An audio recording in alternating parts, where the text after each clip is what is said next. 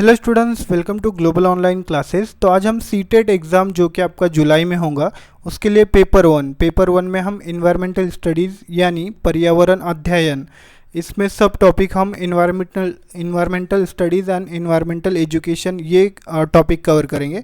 तो स्टूडेंट्स, ये वीडियो को देखने के बाद आपका एक भी जो क्वेश्चन है वो छूटेगा नहीं इस टॉपिक का। तो वीडियो को अंत तक ज़रूर देखिएगा, आपका कोई भी क्वेश्चन मिस नहीं होगा एग्ज़ाम में इस टॉपिक से आया हुआ। तो चलते हैं स्टूडेंट्स, ये 30 मार्क के लिए पूछा जाता है आपको। ये जो टॉपिक है इन्वायरमेंटल स्टडीज़, ये 30 मार्क के लिए आपको पेपर वन में पूछा जाएगा। तो इसका एक भी क्वेश्चन मिस नहीं होगा आपका पेपर वन में ये वीडियो को देखने के बाद। तो चलते हैं हम क्वेश्चंस की ओर। तो इससे पहले मैं आपको बता देना चाहता हूँ कि paper one and paper two के लिए हमने कोर्सेस लॉन्च किए हैं। इसमें आपको डेली वीडियो लेक्चर मिलेंगे लाइव, देन शॉर्ट नोट्स आपको इसमें दी जाएंगे, देन 50+ मॉक टेस्ट इसमें अवेलेबल है, full syllabus, then MCQs question bank आपको इसमें मिलेगा जिसमें आपको previous year question, then repeated question, most expected question हमने इसमें इंक्लूड किए हैं, ये भी आपको मिलेगा। देन इसका जो फीस है पर पेपर फीस 2000 है, यानी अगर आप पेपर वन ही लेते हो या पेपर टू ही लेते हो तो इसका 2000 फीस है, 2000। एंड देन अगर आप कंबाइन लेते हो दोनों भी पेपर तो इसका 3000 फीस है। तो इस नंबर पर आप कांटेक्ट कर सकते हो और कोर्स को ज्वाइन कर सकते हो।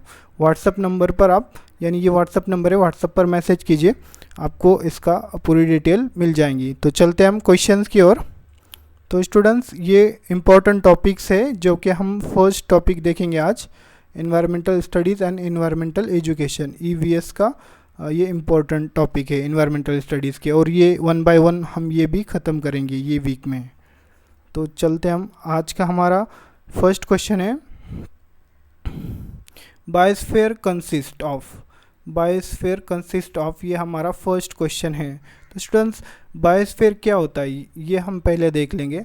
जैसे कि स्टूडेंट्स, अर्थ का कोई भी एरिया जहाँ सब लाइफ ऑकर होती है, यानी ये यानी ज़मीन है, जैसे कि ये ज़मीन है यहाँ पर, यानी ये यहाँ पर पानी है और इधर यहाँ पर ये ज़मीन है ये पूरी, देन ये एटमॉस्फेयर है ऊपर। तो इस तरह से ये बायोस्फीयर है, यानी यहाँ पर पानी भी, वाटर भी है, देन लैंड है, यहाँ पर लैंड, एंड देन यहाँ पर एटमॉस्फेयर है, एटमॉस्फेयर। तो इस तरह से स्टूडेंट्स ये बायोस्फीयर, इस तरह से बायोस्फीयर होता है। जैसे कि बायोस्फीयर को ये कहा जाता है area on earth where all life occur, यानी यहाँ पर पानी में जो जीव रहते हैं वो भी है यहाँ पर, देन लैंड पर जो रहते हैं, ज़मीन के अंदर जो रहते हैं वो भी जीव है, देन एटमॉस्फेयर में जो रहते हैं बर्ड्स, एनिमल वगैरह, तो वो भी है यहाँ पर। तो इस तरह से ये बायोस्फीयर इसको कहा जाता है। देन स्टूडेंट्स, इसका राइट ऑप्शन हमको बताना है, बायोस्फीयर कंसिस्ट ऑफ, किस पर कंसिस्ट होता है बायोस्फीयर वो देखेंगे हम। ऑप्शन ए है lithosphere, then atmosphere, then hydrosphere and all of the above. तो इसका राइट ऑप्शन है ऑल ऑफ द अबोव। तो स्टूडेंट्स, हाइड्रोस्फीयर यानी क्या, जो कि वाटर होता है उसको हाइड्रोस्फीयर बोला जाता है, हाइड्रोस्फीयर जो कि वाटर होता है। देन लिथोस्फीयर यानी ज़मीन के अंदर जो कीड़े मकोड़े जो होते, ऑर्गेनिज्म होते, तो वो कहाँ पर रहते हैं, लिथोस्फीयर पे, यानी ज़मीन जो होती है खुली ज़मीन, लैंड उसको कहा जाता है। तो इस तरह से ये लिथोस्फीयर हुआ। एंड देन जो ऊपर का हिस्सा है एटमॉस्फेयर, यानी एयर, हवा जहाँ होती है उसको एटमॉस्फेयर बोला जाता है। तो इस तरह से इसके तीनों भी आंसर रहेंगे इसका, यानी ऑल ऑफ द अबव इसका राइट ऑप्शन है।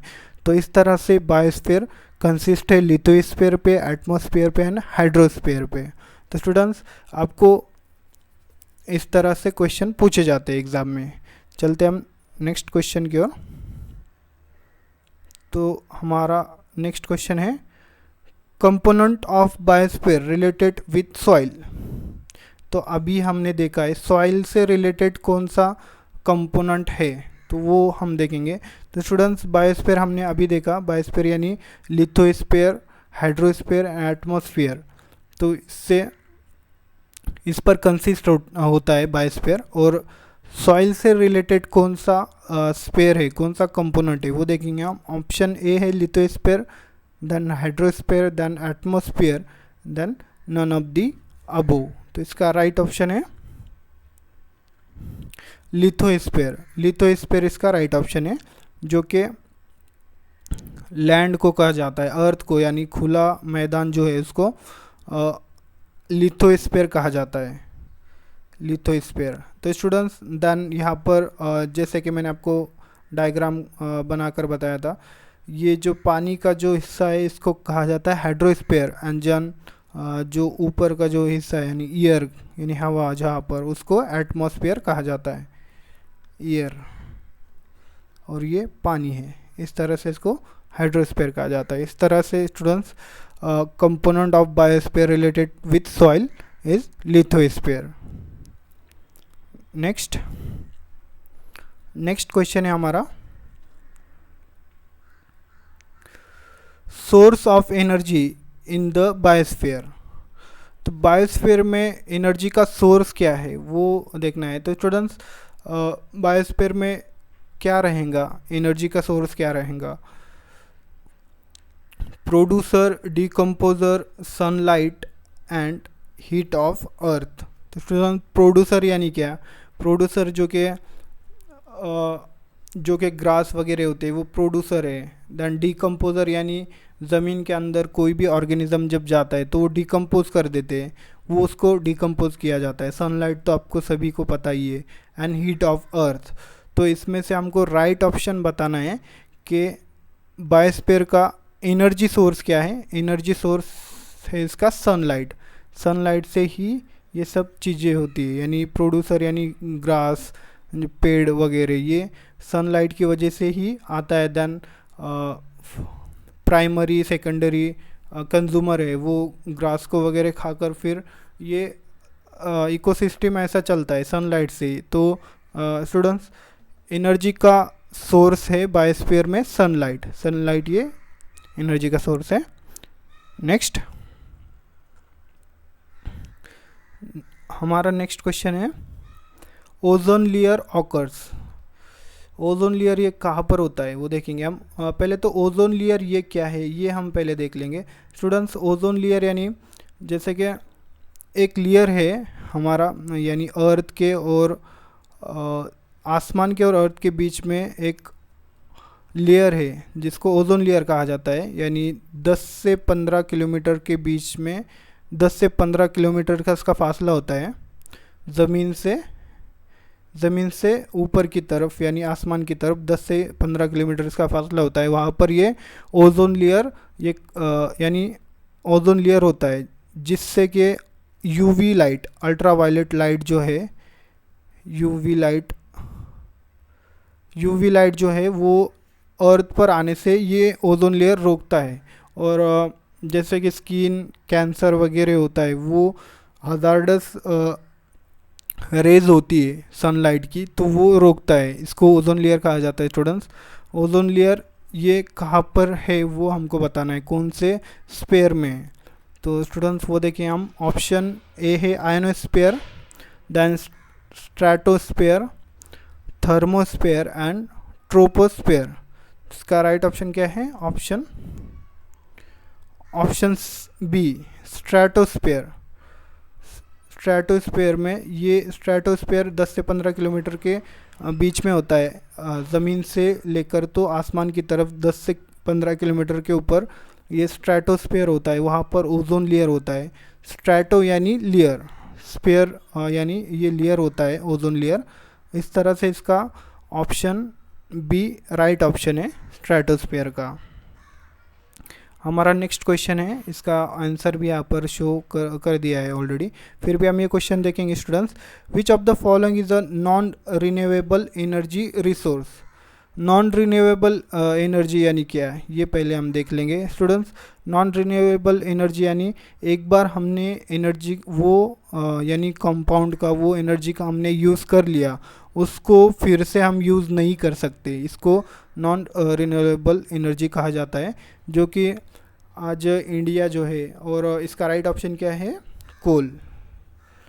ये कोल क्या है स्टूडेंट्स? कोल ये यानी मिलियंस ईयर एगो नीचे जो पेड़ वगैरह है, प्लांट वगैरह, वो दब गए थे मिलियंस ईयर एगो। और वो आज यानी कोल में क्या होता है? कोल में होता है हाइड्रोकार्बन और कार्बन का स्टोरेज होता है, एनर्जी का स्टोर होता है उसमें। तो इस तरह से उसको निकाल कर एनर्जी सोर्स के तौर पे यूज़ किया जाता है। और पूरी यानी जो दुनिया है, वो पूरा वर्ल्ड जो है इस पर आज डिपेंड है। और ये नॉन रिन्यूएबल है, यानी इसको रीयूज़ नहीं कर सकते आप। तो ये बहुत बड़ा प्रॉब्लम है। अभी ये ख़त्म होगा तो फिर क्या यूज़ करेंगे? ये आगे का यानी क्वेश्चन मार्क है इस पे, यानी ये क्वेश्चन है आगे का। तो इस पर आज पूरा जो वर्ल्ड है इस पर आज डिपेंड है, और इंडिया में इसका ज़्यादातर यूज़ किया जाता है। तो स्टूडेंट्स, कोल यानी जो मिलियन ईयर एगो प्लांट वगैरह वो दब गए थे नीचे, उसका अभी कोल बन गया है। हाइड्रोकार्बन और कार्बन का स्टोरेज होता है वो, तो इससे एनर्जी यूज़ करते हैं, इसका एनर्जी के तौर पर यूज़ करते हैं। इस तरह से ये इसका राइट ऑप्शन है। नॉन रिन्यूएबल एनर्जी का रिसोर्स क्या है? कोल। और सोलार, मीथेन, हाइड्रो इलेक्ट्रिक ये रिन्यूएबल एनर्जी है। तो इस तरह से इसका राइट ऑप्शन डी है, कोल। नेक्स्ट क्वेश्चन है हमारा, this is a example of non polluting renewable type of energy. यानी पोल्यूशन नहीं होता है, ऐसी कौन सी एनर्जी है, ये हमको बताना है। नॉन पोल्यूटिंग यानी पोल्यूशन वगैरह नहीं होता है उससे। तो वो हमको अभी जैसे पोल्यूटिंग एनर्जी जैसे हमने लिया, तो कोल वगैरह ही ले लीजिए। उससे यानी पोल्यूशन होता है, उससे फॉग वगैरह होता है, उससे पोल्यूशन होता है, उसको पोल्यूटिंग एनर्जी कहते हैं। और ये नॉन पोल्यूटिंग रिन्यूएबल एनर्जी है, और ये रिन्यूएबल भी है, इसको रीयूज़ भी कर सकते हो आप। तो इस तरह से ऑप्शन देख लिए हम, tidal energy, wind energy, solar energy and all of the above. Tidal energy यानी क्या? तो स्टूडेंट्स, समंदर के अंदर वहाँ पर ये तैयार की जाती है। देन वाइंड एनर्जी, हवा से जो एनर्जी, पवन चक्की वगैरह वो लगाकर हवा से जो एनर्जी बनाई जाती है, तो उसको वाइंड एनर्जी कहा जाता है। सोलर एनर्जी, ये तो सभी को पता है आपको, जो कि सनलाइट से यानी हम इलेक्ट्रिकल एनर्जी में उसका कन्वर्ट करते हैं, देन अदर एनर्जी में हम कन्वर्ट करते हैं। इस तरह से सोलर एनर्जी होती है। Then all of the above, तो ये इसका राइट ऑप्शन क्या है? All of the above. ये नॉन पोल्यूटिंग एनर्जी है, यानी रिन्यूएबल एनर्जी है और नॉन पोल्यूशन, इससे पोल्यूशन नहीं होता है। तो इस तरह से इसका राइट ऑप्शन क्या है? All of the above, all of this. Next question है हमारा, नेक्स्ट क्वेश्चन है, this group consist of non renewable organic resources. कौन सा ग्रुप है? नॉन रिन्यूएबल ऑर्गेनिक रिसोर्स हमको अभी बताना है। तो वो हम पहले ऑप्शंस देख लेंगे। Water, air and minerals, then natural gas, oil and coal, then wood, water and natural pasture, then sand, air and clay. तो यहाँ पर नॉन रिन्यूएबल ऑर्गेनिक रिसोर्स क्या है? वो उसका राइट ऑप्शन क्या है students? Natural gas, oil and coal. ये नॉन रिन्यूएबल ऑर्गेनिक रिसोर्स है, इसको रीयूज़ नहीं किया जा सकता। नेचुरल गैस हुआ, देन ऑयल हुआ और कोल, ये एक ही बार यूज़ कर सकते हैं हम लोग, इसका रीयूज़ नहीं कर सकते, इसलिए इसको नॉन रिन्यूएबल कहा जाता है। और ये ऑर्गेनिक रिसोर्स है। चलते हम नेक्स्ट क्वेश्चन की ओर। इसका नेक्स्ट क्वेश्चन है हमारा, most of the energy use on earth today originally come from which of this source. तो आज अर्थ पर यानी आज के करंट में कौन सा एनर्जी ज़्यादातर यूज़ किया जा रहा है, वो देखेंगे हम। ऑप्शन ए है the sun, then the moon, ocean and soil. तो कौन सा रिसोर्स है वो, इसका राइट ऑप्शन क्या है स्टूडेंट्स? सन। सन से कैसे यूज़ किया जा रहा है, ये कैसा, यानी इसका कैसा यूज़ किया जा रहा है सन से। तो स्टूडेंट्स आप देख रहे होंगे सब इलेक्ट्रिक, अभी इलेक्ट्रिक हो रहा है, इलेक्ट्रिक बाइक, इलेक्ट्रिक कार वगैरह अभी आ रहा है, यानी फ्यूल की कोई ज़रूरत नहीं रही है अभी। तो सन से सोलर एनर्जी उसको कन्वर्ट करता है इलेक्ट्रिकल एनर्जी में। देन उससे उससे जो है बड़ी बड़ी लाइट वगैरह जो है वो उससे यूज़ किया जाता है। सनलाइट को इलेक्ट्रिकल एनर्जी में कन्वर्ट करके उसका अलग अलग जगह यूज़ किया जाता है, जैसे कि bike, electric car, then light वगैरह, और घर जो होम की डेली नीड होती है वहाँ पर भी यूज़ किया जाता है। तो इस तरह से स्टूडेंट्स सनलाइट, ये यानी सनलाइट से अभी ये बड़ा रिसोर्स है अभी करंट ज़माने में। तो इस तरह से स्टूडेंट्स का राइट ऑप्शन है सन, ऑप्शन ए। नेक्स्ट, इसका पहली क्वेश्चन यहाँ पर आंसर यहाँ पर दे दिया है students. Pick the odd one out, diesel, gasoline, petrol. तो इसका राइट ऑप्शन क्या है? कोल। तो ये ऑर्गेनिक कंपाउंड है, ऑर्गेनिक रिसोर्स है, और ये कोल यानी स्टूडेंट्स का डायरेक्टली यूज़ नहीं किया जाता है, इसको प्रोसेस करके यूज़ किया जाता है। दैन पेट्रोल, गैसोलीन, डीजल इसका डायरेक्ट यूज़ किया जाता है, इसलिए ये ऑड है इसमें, कोल। दैन नेक्स्ट क्वेश्चन देखेंगे हम। नेक्स्ट क्वेश्चन है हमारा, a non renewable resource is a finite resource, यानी नॉन रिन्यूएबल एनर्जी को ही फाइनाइट रिसोर्स कहा जाता है। तो ये सही है या गलत, ये हमको बताना है। इसका राइट ऑप्शन क्या है? ट्रू। इसको यानी नॉन रिन्यूएबल रिसोर्स को ही फाइनाइट रिसोर्स कहा जाता है, ये सही है, ये सेंटेंस सही है। नेक्स्ट क्वेश्चन है हमारा, इसका भी क्वेश्चन यहाँ पर दिया गया है, यानी आंसर इसका यहाँ पर दे दिया है मैंने पहले से ही। Greenhouse gases are, greenhouse gases क्या होता है? जैसे कि ओजोन, मीथेन, कार्बन डाइऑक्साइड, ये जो है ये ग्रीन हाउस गैसेस है। देन वाटर वेपर, ये ग्रीन हाउस गैसेस है। इससे क्या होता है ये देखेंगे हम।